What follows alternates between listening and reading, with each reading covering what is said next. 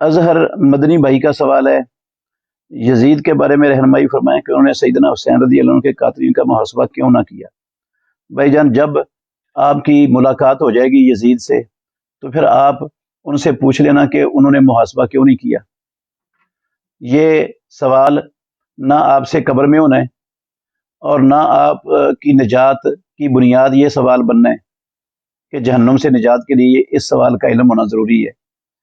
इस तरह की चीज़ें ये तारीखी चीज़ें हैं जिनका अकीदे से, ईमान से, अमल से कोई ताल्लुक़ नहीं है। तो अपने अकीदे, अपने आमाल की इस्लाह करने की हमें जो है ना वो ज़्यादा फ़िक्र होनी चाहिए, उसको तरजीह देनी चाहिए, उसके मुतल्लक़ सवालात होने चाहिए। वैसे भी ये इख्तिलाफ़ी मामलात हैं और तारीख़ वो अक्सर 80% तारीख़ के अंदर जो बातें हैं वो बेसनद हैं और उनकी सनद ही नहीं है। तो जो बेसनद बातें हैं वो तो काबिल एतबार नहीं है, उन पर एतबार ही नहीं किया जा सकता।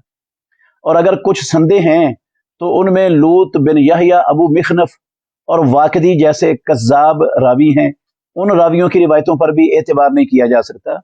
इसलिए तारीख़ को जो किताब व सुन्नत के बराबर लोग अहमियत देते हैं, ये अंदाज़ अहले सुन्नत वल जमात का नहीं है, ये अंदाज़ गलत है। हमें रसूलुल्लाह सल्लल्लाहु अलैहि वसल्लम को और सहाबा रिज़वानुल्लाहि अलैहिम अजमईन के अमल को, उनकी सीरत को हमेशा अपने सामने रखना चाहिए। जैसे वो करते थे हम वैसे करें। ये जो यजीद है ये तो 50 साल बाद हुक्मरान बना है रसूल मुकर्रम सल्लल्लाहु अलैहि वसल्लम के इस दुनिया से चले जाने के बाद। दीन तो रसूलुल्लाह सल्लल्लाहु अलैहि वसल्लम की ज़िंदगी में मुकम्मल हो गया था, तो इसका दीन से ताल्लुक़ नहीं है इन सवालों का। इसलिए ऐसे सवालों से गुरेज करना चाहिए मुसलमान को।